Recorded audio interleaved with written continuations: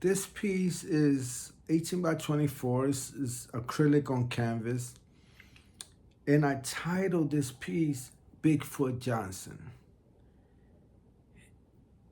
The reason I titled it Bigfoot Johnson is because at the time there was an officer named Officer Johnson, and she disliked prisoners. She believes that all prisoners are con artists, rapists, the worst of the worst, and don't deserve a chance at anything. And they are that every incarcerated person is a manipulator. And I've heard her train new officers with that ideology of don't believe anything they say, don't trust them. So I made this piece and painted her as a monster because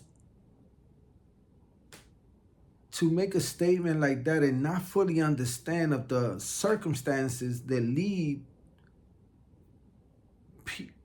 most people into prison, I just believe that you cannot serve the incarcerated people correctly if your idea of us is that we are the worst of the worst and we don't deserve anything. No compassion, no sympathy, no empathy, no nothing but oppression.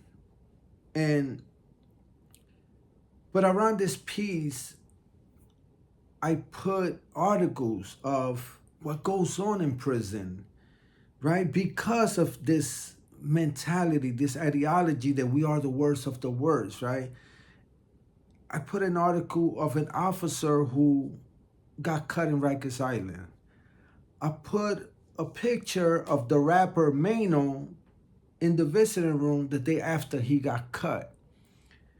I put a letter that a friend of mine wrote to me just recently about when I was incarcerated and I used to cook and share meals with him. I also created what in prison we call bangers or shanks or guns to give you an idea of what the carceral setting is like, right?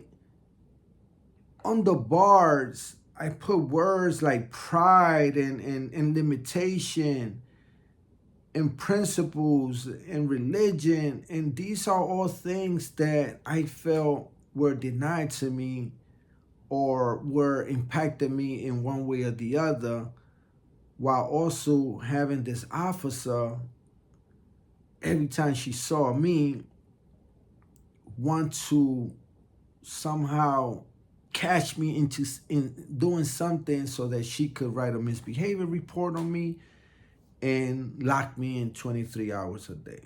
Thankfully, that never happened, but that is the idea.